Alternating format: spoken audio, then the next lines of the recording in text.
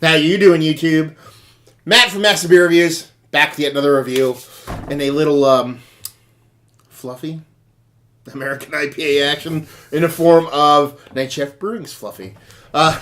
Super excited to give this whirl for a couple different reasons. One, new beer to review. That always does not suck. Always does not. That's proper words. And it's called Fluffy, and I've been calling beers fluffy for a while now, and a lot of people used to give me a little bit of shit over it, kind of making fun of me about saying such things. So it's kind of fun to see a beer come out that's called Fluffy, and I assume they made it because it is fluffy, hopefully. So yeah, as far as what it says on the can here, we have Fluffy American India Pale Ale Night Shift Brewing. That's it.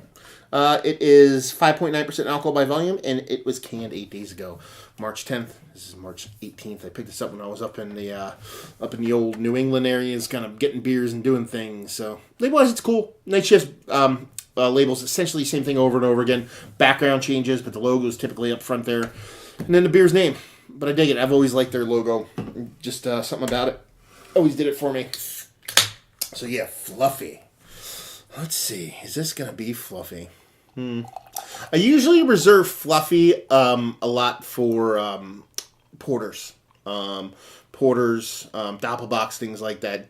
Generally don't throw it too much out there in the IPA realm, but, you know, that's just me.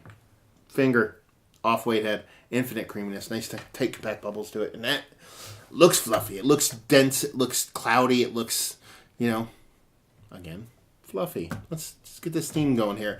It looks like you know, your typical New England IPA. You know what I mean?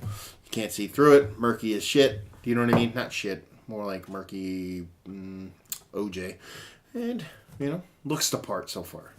Let's see if we can get a nose on this sucker. Ooh, there's something in there.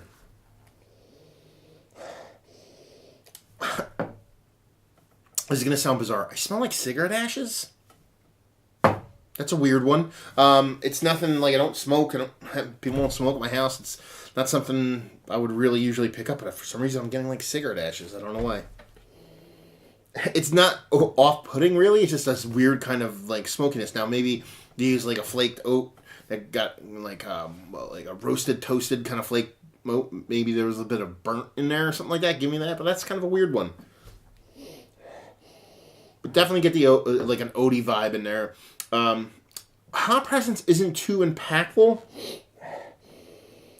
A fruity, like a citrus mixed with like a tropical fruit maybe, but it's very not sweet, not bitter, somewhere in between, very neutral. It smells nice, except for that weird kind of cigarette ash thing that's coming out. I don't know where I got that from. Anyway, she looks the part. She smells not the part, but not necessarily a bad thing. Let's see what she tastes like. I'm really curious. Cheers.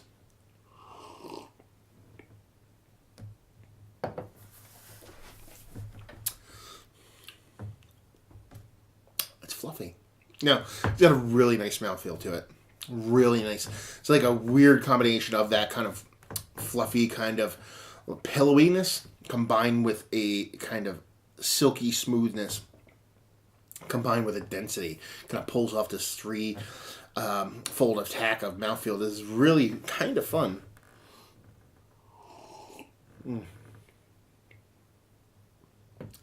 Nice sweetness to it. Definitely made something outside of just base malts, or I should say base oats. Definitely malt in there. I wouldn't be surprised if there's a little bit of sugar in there.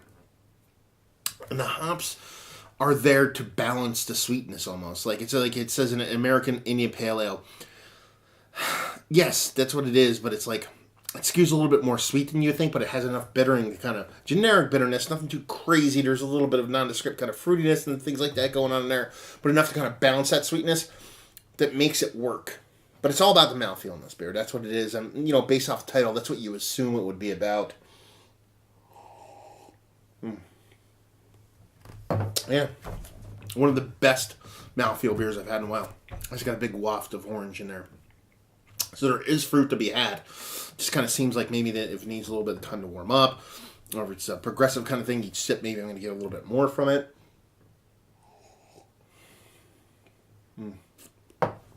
Yeah. With each sip, you get a little bit more fruit, a little bit more fruit. So this is a pretty fun beer. I don't know why I'm not kind of praising it anymore, because actually the more I take a sip from it, the more I'm quite enjoying it. So I think it's one of the better night shift hop forward or pale or lighter offerings that I've had. Really tasty, really delicious, and worthy of the name Fluffy. So let's talk about it. Is it one of the better American IPAs that I've had as of late, or just pale ales, or IPA pale ales I've had as of late? Yeah, just on the edge of the outside looking in, or on that line. I've had better ones. There's ones that skew to my taste specifically that I like a little bit more. But as far as just well-madeness, yes, it's in that conversation. Value and availability, I forget. I picked it up. You think I'd remember, but $15, give or take, a 4-pack, brewery only. It was the anniversary release thing. And just say, if you like what, will you like this? If you like good beer. If you like a nice fluffy mouthfeel. If you like a beer to have progression to it, not just give you everything up front, just show you a little bit, pull it back, show you a little bit more, pull it back kind of thing going on. Because that is kind of what I'm getting from this beer. First kind of from the nose to the initial taste, every time you kind of add a little bit more to your senses, whether it be smelling or tasting, you're gaining a little bit more from the beer, and that's kind of fucking cool, and I dig it. It's at its ABV, being sub 6, and the mouthfeel that it has, and what it's given to you each sip, it's definitely one of those beers you wish you had, cases of, as opposed to one or two. And I was lucky enough to come back with a few. We shared it with some friends, not as drinking wise, just gave them some. So kind of lucky I still have about a 4-pack floating around, so that does not suck. So there you go, another review in the books. Hopefully you guys enjoyed the review. If you didn't, anywhere in between, please leave a comment in the comment section below, like, subscribe, and all that fun stuff. Facebook, Twitter, Instagram, Untapped, massive beers in all 4 of those places, and yeah. Another review down. So hopefully you guys enjoyed the review. Hopefully you enjoy a nice, fluffy IPA right now. And hopefully see you next time. Cheers.